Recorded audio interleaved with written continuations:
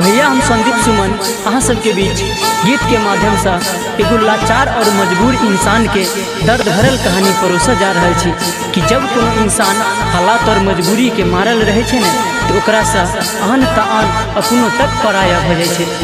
सुख में तो ओकर साथ सब रहे छे लेकिन दुख में ओकरा कोई नहीं पूछे छे, ओकरा कोई नहीं इंसान बुझे छे। तो आओ ए गीत के माध्यम से सुनल जाओ ई कहानी।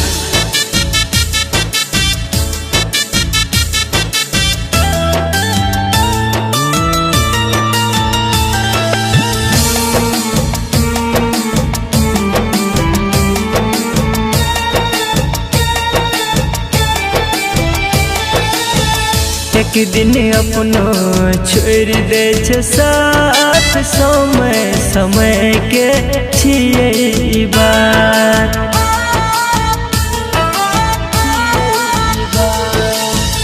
एक दिन अपनो छोड़ दे साथ समय समय के छिए बात। मजाक उड़ाबै जब जोड़े छे हाथ समय समय के छिए बात।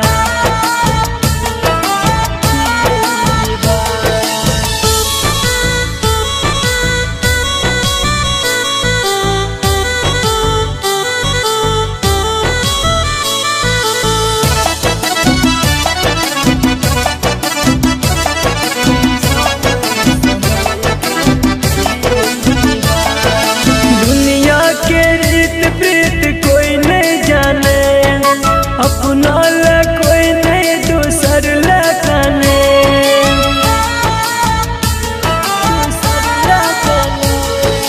दुनिया के रीत प्रीत कोई नहीं जाने, अपना ला कोई नहीं दूसर ला काने। खुशी में शामिल रहे छे सब, दुख में एक देखे छे।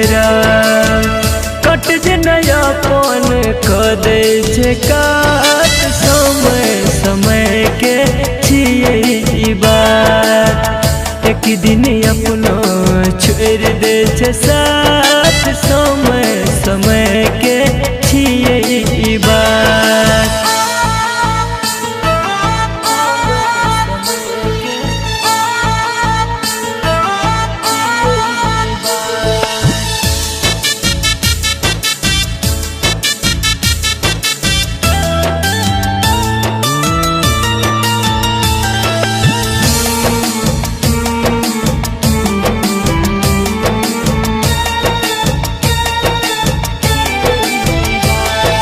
स्वर्गो सा सुंदर ई दुनिया रहे, पहले के लोग सब बात ही कहे।